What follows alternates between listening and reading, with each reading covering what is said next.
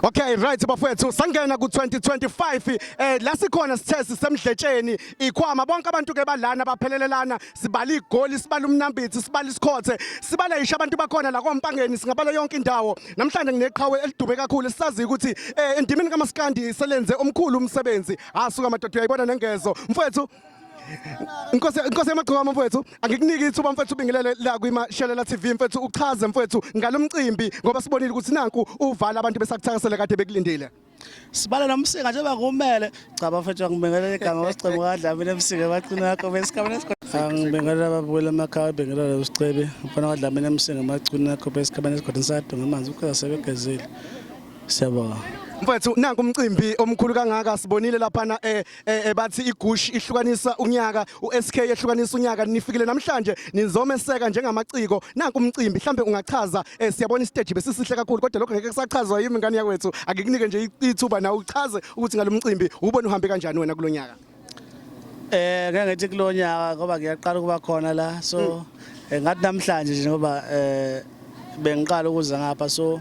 ngijabule kakhulu kuba nabantu bala emdletsheni bese ngithi ke ngijabule kakhulu futhi ukuthi ngale kwegama la SK mina into engihambisa phambili kakhulu into kaMaskandi ukuthi mako Maskandi onqobayo sinqobe sonke so ngithi nje ngijabule kakhulu ngalokho noma ngisho kubani ngobe ngijabule so siyamukela kakhulu ubhuti umthandeni ngokuthi ekwazi ukuthi enqamula unyaka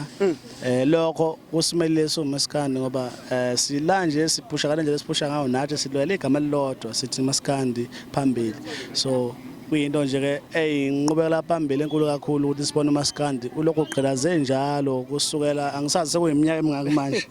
silokho sisho Maskandi so siyakubonga kakhulu lokho sifuna ukuthi siqhubeke sibone nabanye ozakwethu beqhubeka begqilaza nje ngokuyale mfowethu kunento engizoyithi nje kancane mfowethu kunento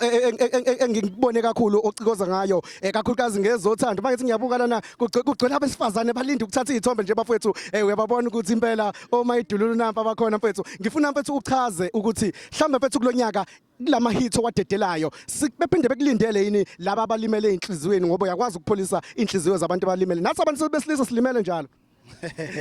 hayi bengisala lapho ngithe mina ngikuza ukuthi abantu besifazane khona nensizwa ekhona la so angeke ngize ngithi umuntu ocula ingoma zothando soyicabana besithandana abantu besifazane ngoba uthando uthinta wonke umuntu ophilayo so angeke uze ukuthi leyo nto iqonde nomuntu besifazane kodwa nje ke into engaziwa ngayo engisazoqhubeka ngayo so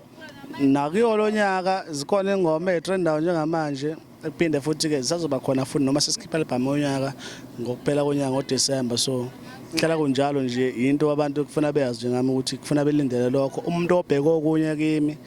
akambe ukubheka kwenye indawo ngoba